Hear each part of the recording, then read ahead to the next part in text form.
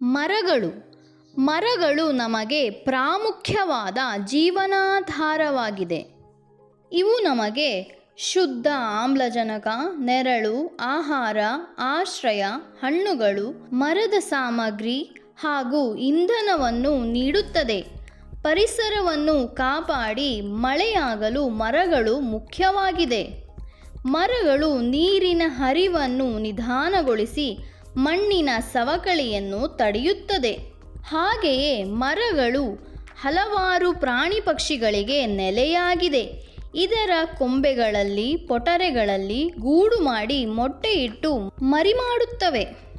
ಮರದ ಎಲೆ, ಚಿಗುರು, ಬೇರು, ತೊಗಟೆಗಳಿಂದ ಔಷಧಿ, ಗರಿ, ಚಿಪ್ಪುಗಳಿಂದ ಕರಕುಶಲ ವಸ್ತುಗಳು ಹಾಗೂ ಪೀಠೋಪಕರಣಗಳನ್ನು ತಯಾರಿಸಲು ಮತ್ತು ಕಟ್ಟಿಗೆಗಳನ್ನು ಒಲೆ ಉರಿಸಲು ಬಳಸುತ್ತಾರೆ.